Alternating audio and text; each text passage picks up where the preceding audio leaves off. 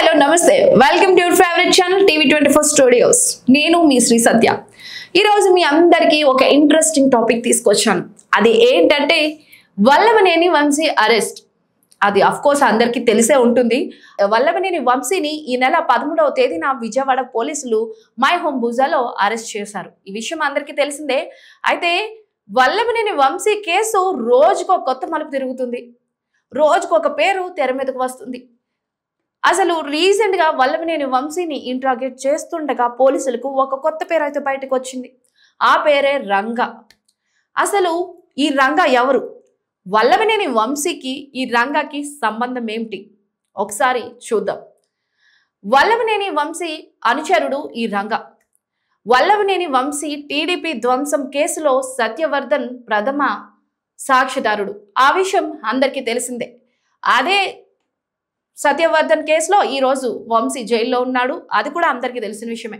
అయితే వంశీని అరెస్ట్ చేయడానికి సత్యవర్ధన్కి ఈ రంగాకి సంబంధం ఏమిటి? వివరాల్లోకి వెళ్తే వంశీ టీడీపీ ధ్వంసం కేసులో ఉన్న విషయం అందరికీ తెలిసిందే. అయితే సత్యవర్ధన్ విట్నెస్ కాబట్టి సత్యవర్ధన్ని కిడ్నాప్ చేసి సత్యవర్ధన్ కనిపించకుండా పోతే అసలు ఈ విషయం బయటకు రాదని వంశీ అంచనా వేశాడు. అందుకే సత్యవర్ధన్ని కిడ్నాప్ చేయమని రంగాకి ఆదేశాలు ఇచ్చాడు. అయితే రంగా తన సత్యవర్ధన్ బంధువుల ద్వారా సత్యవర్ధన్ని రంగా కిడ్నాప్ చేశాడు. అయితే కిడ్నాప్ చేయించిన విషయం పక్కన పెడితే రంగా వంశీ అరెస్ట్ అయినప్పటి నుంచి రంగా కనిపించడం మానేశాడు. అసలు రంగా ఎక్కడికి వెళ్ళాడు? అసలు రంగా కనిపించకపోవడానికి రీజన్ కి ముందే తెలుసా? వంశీని అరెస్ట్ చేస్తే రంగా బయటకు వస్తాడన్న భయంతోనే రంగా ఎక్కడికో వెళ్ళిపోయాడు. సో ఇదిలా పక్కన ఉంచితే వంశీని ఈ నెల 13వ తేదీన పోలీసులు అరెస్ట్ చేశారు. అయితే పోలీసులు అరెస్ట్ చేసినప్పటికీ వంశీని అరెస్ట్ చేస్తున్నారు అని వంశీకి ముందే అర్థమైంది. పోలీసులు ఇంటికి రాగానే వంశీ షర్ట్ చేంజ్ చేసుకుని వస్తానని తన బెడ్రూమ్కి వెళ్ళి 45 నిమిషాలు బెడ్రూమ్ నుంచి బయటకు రాలేదు. అసలు వంశీ రూమ్ లో ఆ 45 నిమిషాలు ఏం చేశాడు?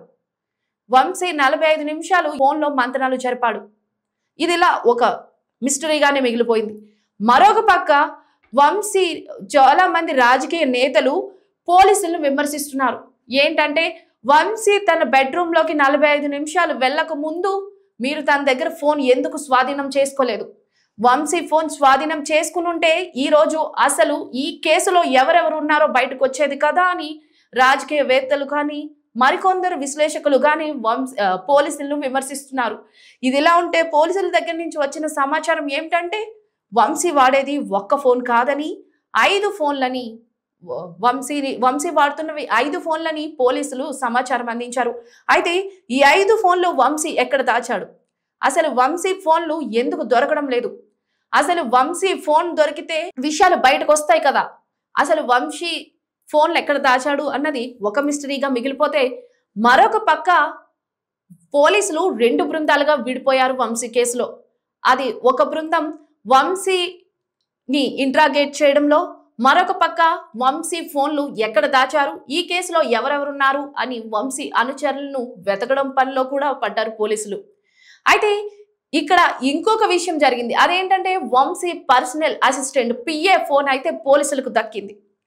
సో పిఏ ఫోన్లో వాట్సాప్ చాట్లో చాలా మంది ప్రముఖులే ఉన్నారని, ఆ ప్రముఖుల ద్వారానే వైసీపీ నేతలు ఇంకా చాలా మంది ప్రముఖులు ఉన్నారని, వీళ్ళందరిలో తన ఫోన్లోనే ఈ ఫోన్ ట్రాపింగ్లు, నెక్స్ట్ ఇంకా కిడ్నాప్ కేసులు, నెక్స్ట్ ఇంకా SC ST అట్రాసిటీ కేసులకు సంబంధించినవి, ల్యాండ్ మ్యాపరింగ్ ఇలాంటి చాలా కేసులకు సంబంధించి పిఏ ఫోన్లో ఉన్నాయని పిఏ ఫోన్ ల్యాబ్కు పంపించారు.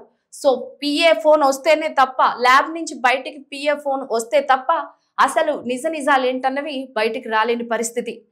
ఇదిలా ఉంటే వైసీపీ నేతల్లో మరో గుబులు పరిగెడుతుంది. నెక్స్ట్ అరెస్ట్ అయ్యేది కొడాలి నాని అని కొంతమంది అంటుంటే ఇంకా చాలా మందే ఉన్నారు. ఒక్కసారిగా వైసీపీ నేతలందరూ ఒక్కొక్కరిగా జైలుకు వెళ్ళబోతున్నారని కొంతమంది రాజకీయ ప్రముఖులు జోసిము చెప్తున్నారు.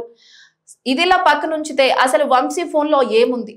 అసలు వంశీ ఫోన్లు ఎందుకు బయట పాడేశాడు అనే దాని మీద పోలీసులు ఇంకా విచారణ జరుపుతున్నారు. సో వంశీ ఫోన్లో ఏముంది అనుకుంటున్నారు?